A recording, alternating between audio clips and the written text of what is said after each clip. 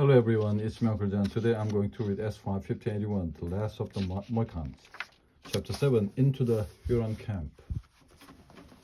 Once they had left the canoe, Hawkeye, the two Mohicans, Hayward, and Munro traveled on, overland. They were crossing that wild country of valleys and mountains that stands between Lake Champlain and the springs where the Hudson, Mohawk, and St. Lawrence rivers begin. After the day's journey, they lit a fire, ate, and then slept. They woke early next morning and continued northwards. Hawkeye looked around for the tracks of Magua and his prisoners, but without success. Well, he said, I'm sure they came this way, but where? Uncas pointed to some tracks a little higher up the hill. Horses went this way, he said. Dark hair goes north. They followed the prints left by the horses until they found the place where Magua had stopped. Black pieces of wood lay on the ground, all there was left of a fire, and there were tracks all around. Not far away, they found the two riderless horses eating grass. They were dirty and had clearly been left to go free a day or two before. Not far to go, said Hawkeye.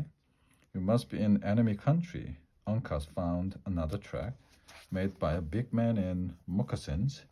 Gamut, said Hawkeye, after looking at the prints. But where are the others' tracks? Asked Hayward. I'm sure Magua made the young ladies put their feet where the singer had stepped, said Hawkeye, an old Indian trick. He was right. Later, the Munro sister prints appeared next to Gamut's tracks. My poor girls, said General Munro, looking sadly down at the small prints. Will they survive in this wild place? Oh, yes, they are strong enough.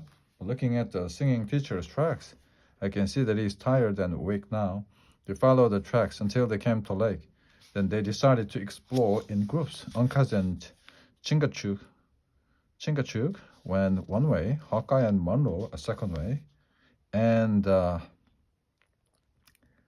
Hayward a third. The light was going, and it was difficult to see, but to Hayward's eyes, there seemed to be a group of low, round buildings at the water's edge. And dark shapes, like Indians on their hands and knees, were moving between them. Hayward was going to give a bird call to warn the others when he suddenly saw the figure of an Indian in the darkness nearby. Hayward stood watching and waiting. The Indian had 4 feathers in his hair, and thick paint covered his face. He wore a moccasin on his feet, had a shirt tied around his middle, and a cloak over his shoulders. Suddenly Hawkeye appeared at Hayward's side. Hayward pointed to the unknown Indian and whispered to the scout. Look over there. We can't move freely with him watching. Hawkeye studied the tall figure. He's a Huron. He said, that for sure. In fact, I don't recognize which of the Canadian troops he comes from. Well, he isn't carrying a rifle or a knife, so if he doesn't call to his Indian friends in the village by the lake, he's in a danger. His Indian friends, said Hawkeye, laughing to himself. Well, I think I'll go and get a closer look at him. Keep your rifle ready, but don't shoot until I say. Hawkeye moved closer and closer to the strange figure and soon stood beside him. Hawkeye lifted his hands, ready to catch the man by the shoulder, when suddenly there came a loud noise of something hitting the water.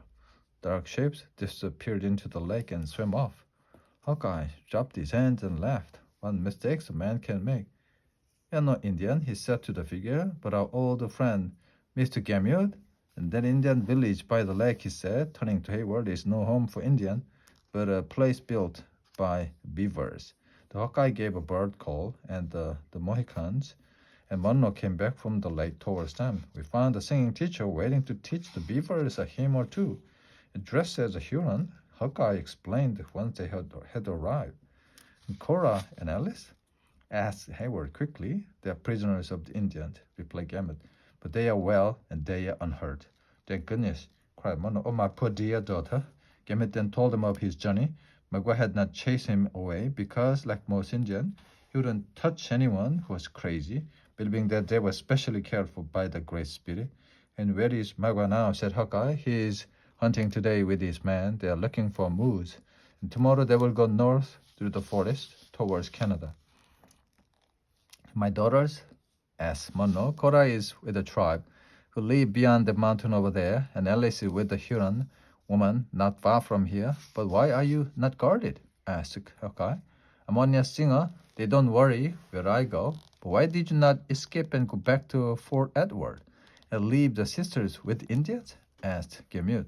So Cora is with the tribe just past that mountain, said Hayward. Yes, said Gamut. I don't remember their name, but they are friends of the French. Tell us about them, said Hawkeye. And Uncas and Chingachgook listened carefully. Did you see the totems of the tribe? Well, said Gamut, they had strange pictures painted on them. One was a terrible huge tortoise. Delawares, said Chingachgook. Interesting, added Hawkeye. Delawares and the Mohicans come from the same great Indian family. Chingachgook is a great chief of the tortoises. If Cora is with the Delawares, that could be very useful. What are we waiting for? Let's save Cora and Alice at once, said Hayward. Well, said her, I think we should let the singing teacher go and tell the sisters about us. He can go here and there without any problem to paint me so that no one will recognize me, said Hayward. I'll pretend to be a crazy French actor from a traveling theater group. You go to the Delaware and save Cora, and I'll go with Gamut to save Alice. So they painted Hayward's face, and soon he was ready. Before he left with Gamut, Hawkeye talked to him. Mono is weak and confused. I'll leave him here with Chingachgook while Uncas and I go to the Delaware. So Hayward and Gamut walked off, past the Beaver Lake. After some time, they reached the Huron camp. They saw a group of boys playing in the long grass. The children stopped their games and hid in the grass. But they saw their visitors getting closer. Their cries brought several adult Indians to the door of the nearest long wooden hut. The Gamut, of course, was known to the Hurons and used to their ways. He walked to the long hut and entered it.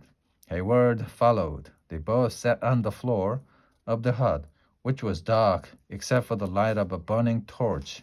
3 Huron chiefs sat opposite, and several Hurons stood near them, listening and watching, waiting for their visitors to speak. At last, one of the old chiefs spoke to them in Huron. Does anyone speak French? Answered Hayward. In that language. What does the Montcalm, our Canadian father, say to the Hurons, who killed the English 5 days ago? Asked one of the old chiefs in French. I imagine he is pleased and says that the Hurons are brave. No, he turns his back on us and looks behind him. He looks to see no enemies are following. Perhaps the English are dead, went on the chief. But he opens his ears to the Delawares. They tell him lies about us. This cannot be, said Hayward, changing his plan. He sends me, a medicine man, to help any Hurons who are ill. A medicine man? Then why is your face covered in pain? You kind of medicine men have white faces? When an Indian chief goes to speak to his white fathers, he wears the shirt that they offer him. My brother gave me paint, and I wear it. They seemed pleased with the display, but suddenly the calm was broken by some Huron fighters noisily returning to the village after a fight with the neighboring tribe. With the other Indians, Hayward left the hut to see what was happening. A group of Huron men stood there with 2 prisoners. One was a Huron, and the other was Uncas, the Mohican.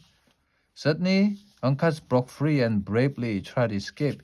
Hayward put out his foot, and the Huron, who was running closely behind Uncas, tripped over it. But in the end, they caught the Mohican and brought him together with the Huron prisoner into the long hut. Delaware, said the Huron chief to Uncas, 2 of our men are chasing the white scout, your friend. When they catch him, we will take you both to our wise man, who will say if you must live or die. I heard 2 shots from my friend's rifle, replied Uncas. Perhaps your men will not come back. If the Delawares are so clever, why are you here as prisoner? I ran after this man, said Uncas, pointing at the Huron prisoner. And like a coward, he ran from me. I was caught by a trick. An old woman now came close, holding a wooden torch. She looked at Uncas. He looked back at her unafraid. She turned, looked at the Huron, who shook in front of her. Shaking reeds, said the old woman. You are good-looking, but in battle you are a coward, and you must die. She drove a knife into the shaking Huron's heart, throwing her torch to the ground. You're a coward, Darkness filled the hut. Chapter 8. A bear to the rescue. When the torch hit